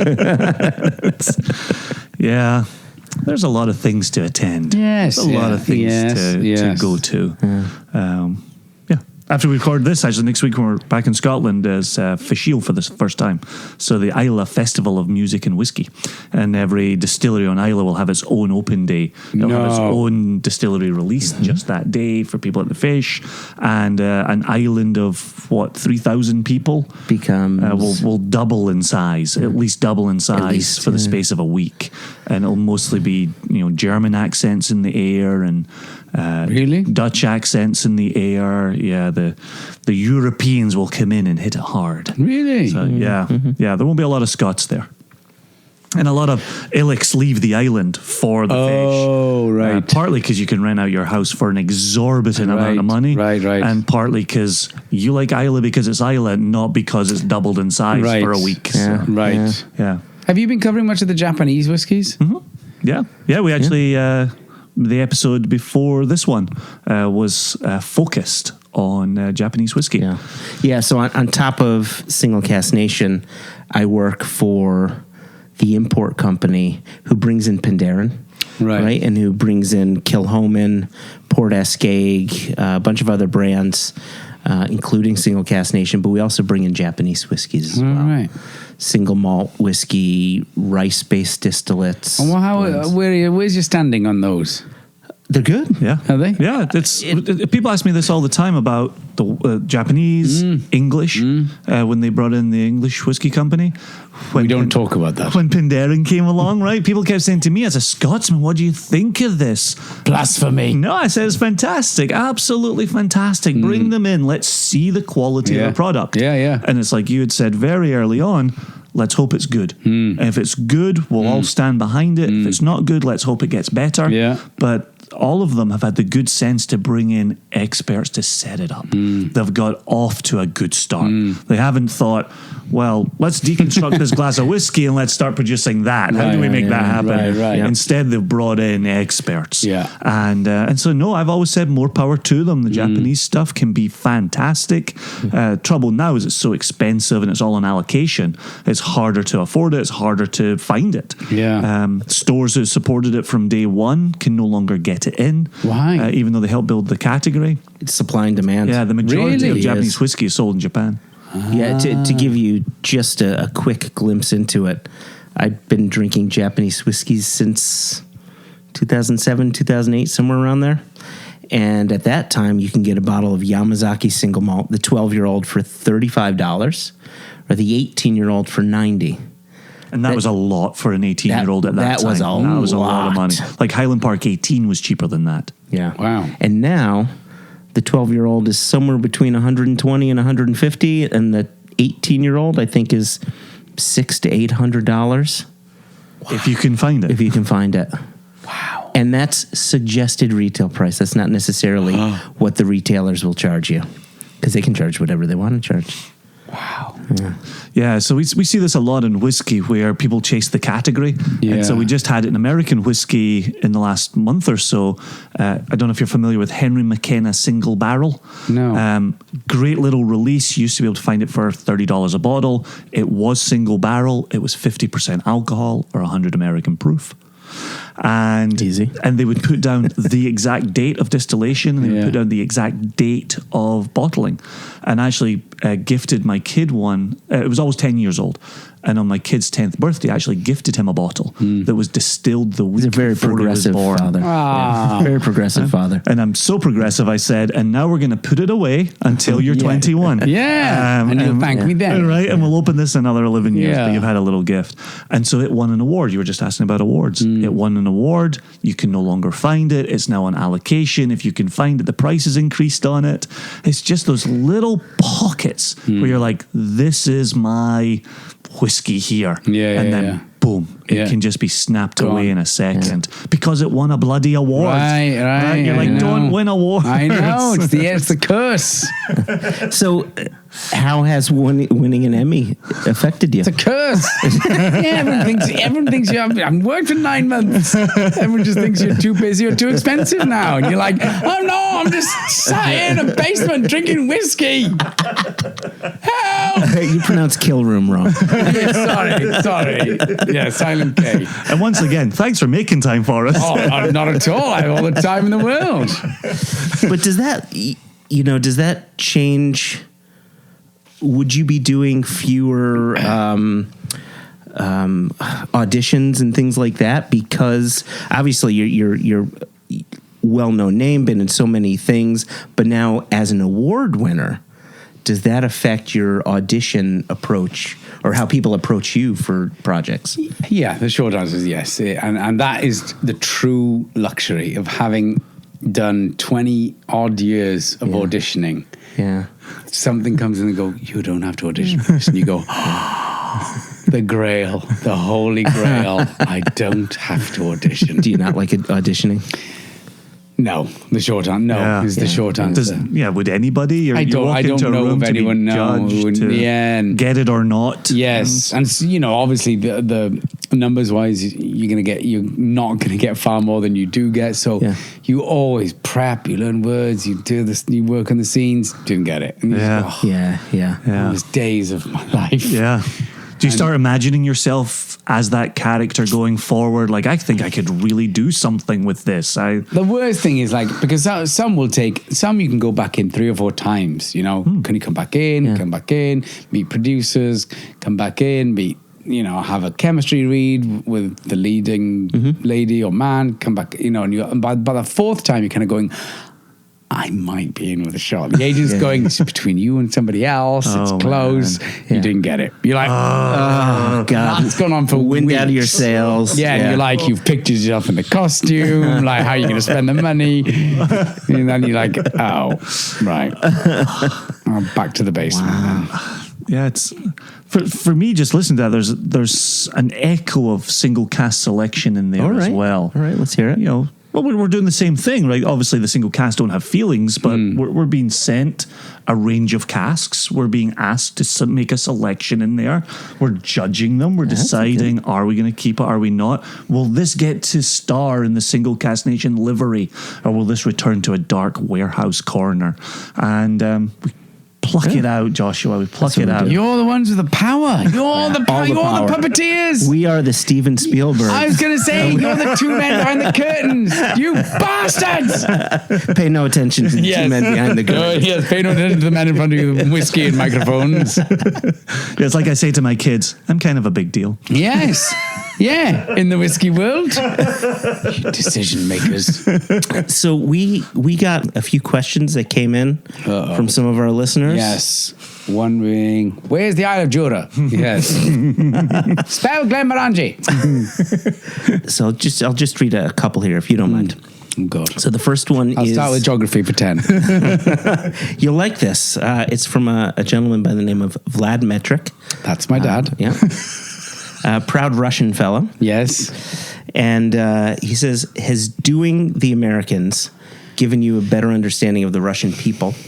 And if so, what are some realizations or conclusions that you have had? My realizations and conclusions, I'm sure, will be met with a chorus of people going, well, we all know that. That's nothing new, you half-wit.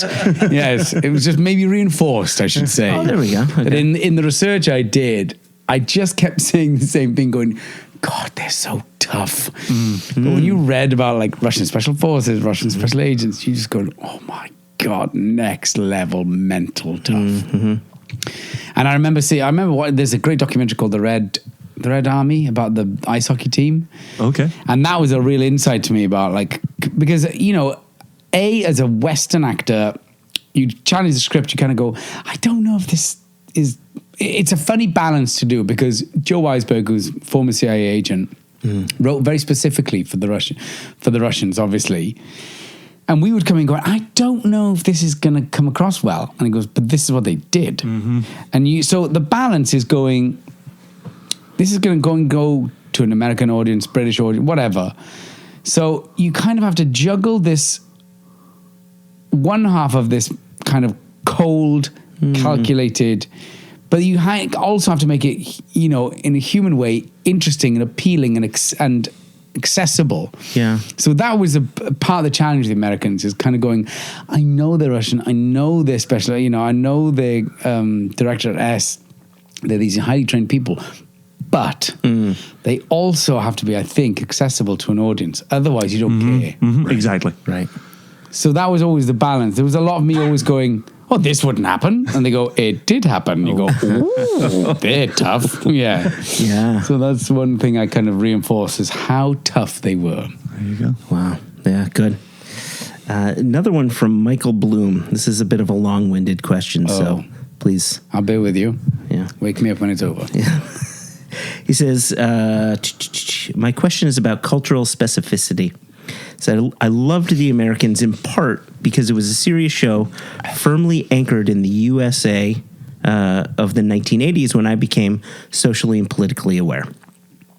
I found the Day After episode particularly poignant because I saw the characters react to a cultural phenomenon that I vividly remember, including going to school the day after, and the doomsday discussions that occurred simultaneously across the country. And basically what he wants to know is, as a boy growing up in Wales, did you have a similar reaction to that? And how did you react to that? I don't think it was as kind of lasered as the Day After as it was in the United States. Yeah. We certainly had that hanging over our heads with, nuclear holocaust and sure. There was that, that kind of tragic incident with Chernobyl that affected us. And, I remember my uncle's farms being the kind of the sheep being scanned for radiation. You kind of go, oh my God. But what I remember vividly, there was a children's book author called Raymond Briggs, I don't know if you remember, The Snowman, and he wrote this book called When the Wind Blows, which was about nuclear fallout. Yeah. And I remember that realization going, oh, this is dark. Oh, this is bad. Oh, if there is nuclear war, we're really in trouble. Yeah. And we were that much closer to Russia than the United States. Sure. So, yeah, there was something called Threads that was on television, and there was a number of things that put the fear of God in us about, a possible... I don't remember Threads. What was Threads? I was young, but I remember it was either a TV drama or a film. I think it was a TV drama about nuclear holocaust. It was on kind of early 80s. Okay. Huh. It kind of terrified me at the time. They were going, "Oh, we're doomed. Being under the table ain't gonna work." Yeah. You had stop, drop, and roll, or duck and cover. Yeah. Take the doors off and lean them against the wall. Yeah. Like, who's got the flathead screwdriver? Have we got time for this? Oh, my eyes are burning. Yeah. You know, all you're doing is busying yourself, so you're not actually worried about the end of your life. Exactly. Going, help me with this door. Oh, that hinge took the skin off my finger. Yeah. Ow, my skull's melting. I don't want to spoil the ending since you mentioned it. When the Wind Blows with Raymond Briggs. I don't want to. We've got listeners who may go out and look for it. There was also an adaptation of it for the screen, yes, even if it was the TV. Yeah. But all I want to say is the end of that is so poignant. I know. And speaks to what you're talking about right there. It's well worth exploring, well worth searching out. My kids are big Raymond Briggs fans. Are they? Yeah, I'm doing something right. Fungus the Bogeyman. And just for our listeners, As the Wind Blows, totally different from As the World Turns, which is a U.S. soap opera. But very similar to General Hospital. But Yes. very similar. Very similar. Very With similar. Carney, or whatever her name was, in Southern. Carney's are different people in it. Yeah. Oh, yeah. Small hands, smell of cabbage. Oh, Donald Trump. Yeah, bingo. Yeah, traveling folk.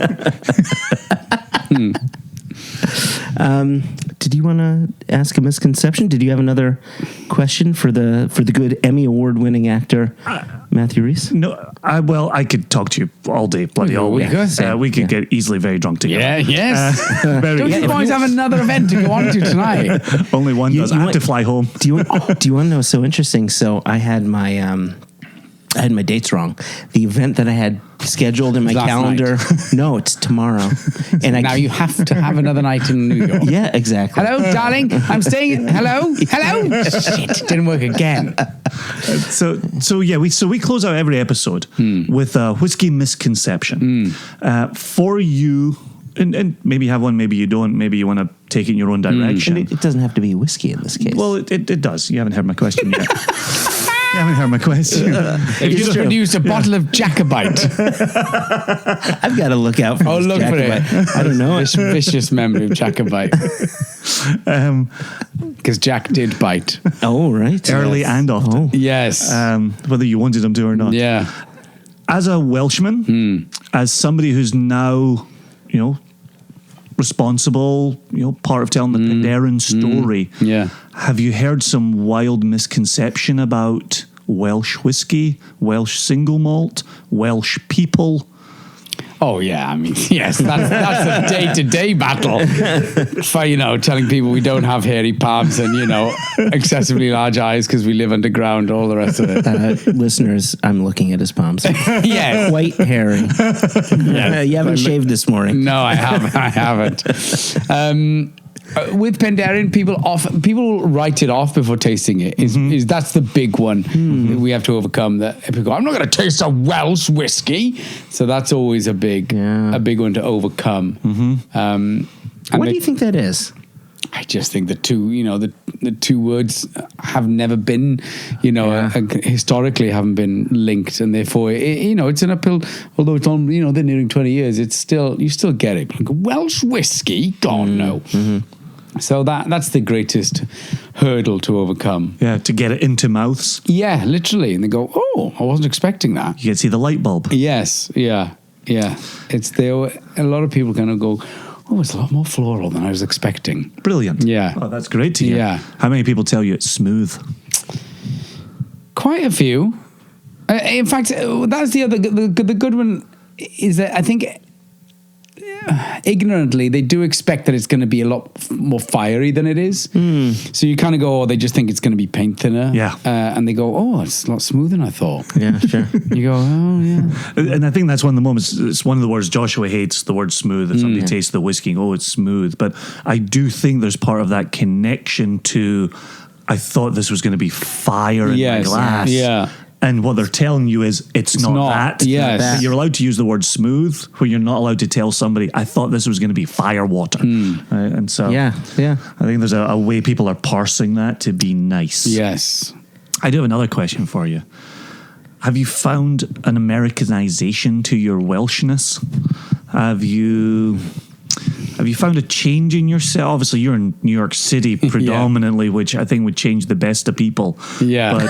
But I'm a lot more aggressive. I have found myself a lot more aggressive. I remember coming going, oh my God, we're not known for our front-footedness in Wales. If apologising was an Olympic sport, we'd be gold medalists.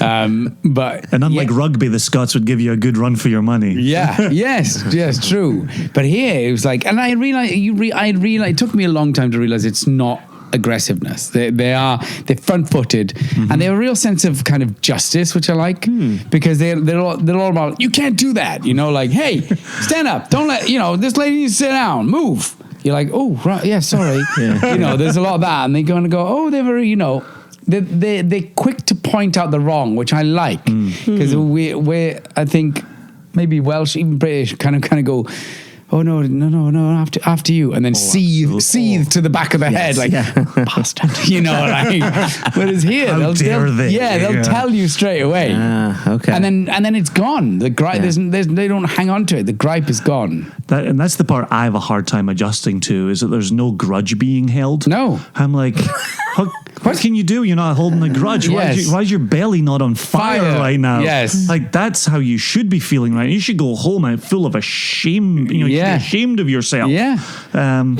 Why are you just carrying on with your day? I had it. So we also lead whiskey tours of Scotland called Whiskey Geek Tours. And I took a Jewish family, all males, around Scotland. And at the end of 7 days, the guy who was my contact with the family, great guy, lovely guy, were in the Mash Tun in Aberlour, north of Scotland, pissing against, a urinal that's just a wall of metal, right? Yeah. And he turns to me and goes, so are we just assholes? And I went, I'm going to be honest with you. Great start. Yeah. I've lived in America long enough, and I've been with my Jewish family. I know that you guys are just straight shooters, and I know you're just asking questions that you want answers to. But you've spent a week in Scotland, and to pretty much everybody you interacted with in Scotland, yes, they think you're an asshole. But I remember we were on Isla getting dinner, and they had questions about the menu, and then when they were ordering, they were like, well, I want this, but I don't want that, and I want this on the side, and I want that to come later, and I want this to come first. And we literally, our waitress, I saw her go behind the counter and just rant at her fellow waitress, and she never came back to our table. It was the other waitress who took over our table. And honestly, my guys hadn't done anything wrong. They hadn't been rude. They had just been direct. Yeah. And I've done it in Scotland where I've said, oh yeah, I'll take that dish with the chips. And they're like, oh, we don't have any chips on the go at the moment. Don't worry. I'm sorry. I'm so sorry. I didn't mean to ask you for chips. I have no desire in my body for chips. It has gone. You bring me whatever you've got available in the kitchen and I'll eat it. Thank you. Thank you very much. Do you want me to come back and make it? Yeah. I don't mind. And so I was just saying to these guys, you're direct. Yeah. That's it. And so to hear you talk about that as your experience here, I see the same thing. You're spot on. Yeah. Has that rubbed off on you? Yeah. A bit? Yeah. We're not with the greatest effects when I go home. Like I've done the chips version. We go, actually, I'll just have that without the, and then you just hear almost a, oh. I'll take it. I love spinach. Oh, Mr. Hollywood. Oh, check. They're just ready to pounce with that one. Anything like any whiff of that is like you get taken down in a heartbeat. When I listen to you today, and I'm sure our listeners feel the same way listening to you on the recording, you still sound like you've got a pretty thick Welsh accent. Good. When I go home, I get royally made fun of for my transatlantic accent. But when I meet Americans, they're like, oh, I love your Scottish accent. This is great. When you go home to Wales, do they hear a difference in you? Yeah. Do they? Look at that. Yeah. And I said, last time I was back, I said soccer. Oh, no. I was like, I'll be off then. Even I know better, man. Great to see everyone. Because the amount of times you say football here and they go, What do you mean? Yeah. And you go, sorry, soccer. Yeah. Yeah. So it's just like when those things kind of click in and you hear yourself going, oh, I'll just put it in the trunk. What? Yeah. What did you say? Oh, yeah. He's got a trunk now, is he? What's on with a suitcase? We're like, I mean the boot. It's just... But then you say the boot over here, and folk are like, "What are you talking about? Where's the boot?" Yeah, you become so used to kind of the quick hand. And that's that's where I think the accent comes in, because you say things like, "Can I have some butter?" And they go, "What?" And you go, "Can I have some butter?" And they go, "Yeah, we got butter, Butter, yeah. Oh yeah, we got butter." So you just do it automatically because it makes things quicker, Right? Yeah. And then you just in that pattern, and then you go home and you say, you say, "Butter has 2 T's. I should like to hear one." But yeah, so it's accent and also colloquialisms, right? Like the difference between boot and trunk, and soccer, windshield, and football. Instead of windscreen, hood and bonnet. Hood and bonnet. I remember saying bonnet. Yeah. Oh, that was like, what did you just bonnet? say? The bonnet's the hood. Yeah. So that's no, of the car. Oh, okay. No, I'm not wearing a bonnet right now. Yeah, I'm thinking babies. It's on your car. It's on the front. So the hood of your car is a bonnet? Absolutely. Yeah. That doesn't make sense. The bonnet, the boot, the wind. I don't even remember what we say in Scotland. Windscreen. Windscreen. Come on, Jason. Say windscreen? I don't know what I say anymore, honestly. I forget moving between the two. What do you say here for the windshield? You say windshield. Here. Oh, so we are windscreen. Okay. Yeah.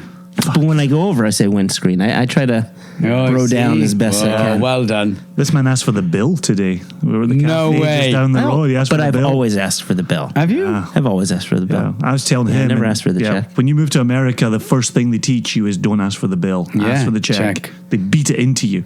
But a check, again, and the reason why a check never made sense is if you asked for a check, it didn't come through.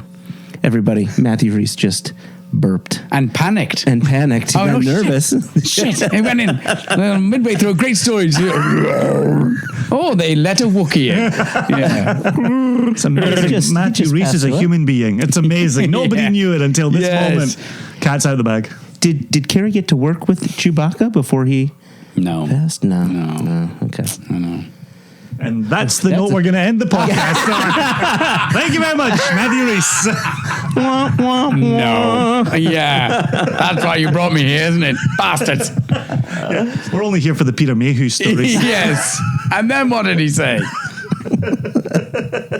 That's when I cue the peanuts. Yeah. Oh, very good one. Terrible. Let the Wookiee win. Do you have a question, a comment, and anything to get us out of here? We asked about misconceptions. Well, Jason asked about the misconception regarding Penderyn and Welsh whiskey. What about a misconception regarding... Do you want a little more? I don't know. I need incredibly... please. Yeah. Take some of that. A small dram of... Please. That is something. Thank you. Well, yes, but that's... Yeah, so this is from Sean. She wanted us to open it together, but the rest is yours. Thank you. I have to meet with the head of FX now. Oh, right. Anyway, there's a story. It's a pitch meeting. There's this bloke. No. Drink this. It'll make the story seem much better. You'll just find you say fuck more than Dickens do. Look, listen. It's fucking great, this story. Just make it. Thank you, sir. Cheers. So I have a question for you. Like, in the rare moments, there were, as you know, two whiskey experts, Penderyn is mentioned. Yes. Do people go, have you tried Penderyn yet? Yes. And what I'm trying to say is, what's its image to those who aren't associated with Penderyn? Okay. We're going to have two very different perspectives. Okay. Yeah. So why don't you go first? Yeah, mine is very much of the yours, which is... Oh, are we talking to punters or talking to other whiskey people? Yeah, across the board, anything. Yeah, so talking to punters is exactly that. The Welsh have gone and done what? Things you hear often. What have they done now? Oh, Jesus. For fuck's sake. Inbreds. Yeah. Bloody Welsh is the conclusion to a lot of stories. Who gave them a cup of still? But I do think when you can show lasting power over 20 years, when I get to say I was at the distillery, I saw it being produced, I've seen it grow, the fact you get to tell them about Jim Swan being there in the early days and things that Jim Swan championed for that spirit, especially with the cask finishing and how that would complement the spirit, not get in the way of the spirit, or even counter the spirit. People are ready to hear stories. We talk about on the podcast a lot. The people that we're talking to about whiskey couldn't give two shits about marketing bullshit, but they're ready to hear a story. They're ready to hear a real story, bricks and mortar. Tell me how they make it. Tell me about production. Tell me how this got to be here. Tell me why that works with Madeira. So there's a lot to the tale. And 20 years in, there's still another 100 years of telling that tale, 100, 200 years of telling that tale. But the fact you've been able to tell that tale for 20 years, very positive. Like Aaron, from 95 now into 2019. There's a lot, it's established. I think people like it to know it's established. If you go, Pandera opened 3 years ago, they go, this could be anything. When Pandera opened 20 years ago, now they're building a second distillery, just like Aaron. I've just opened a second distillery. Now you get people who go, oh shit, they must be doing something right. I might not have heard of it, but they must be doing something right. Now they're open. Now they're ready. Now you're ready to have those moments where they go, that's all right. Fruity, floral, tasty, sweet. Smooth. Smooth. Easy. Steady. My experience has been a little different just because Jason doesn't have to go around selling it. I do. And I'm in a very good situation, I think, where I get to sell things that I love. I'm not looking forward to the day when we start importing stuff I don't love. I don't see that happening, but boy, if that happened, that would suck. What I've seen, at least from my experience, is people are genuinely interested. To say, what's that? What's the dragon on the bottle? What's that all about? You get to say, well, this Welsh whiskey, the Welsh flag has a dragon on it. Oh, that's interesting. What is Welsh Scotch like? Right. And then you say, and then you pause. You pause because you have to be diplomatic. Funny you should say that. You say as good as Japanese Scotch. I'll tell you that much. Have you tried the American Scotch yet?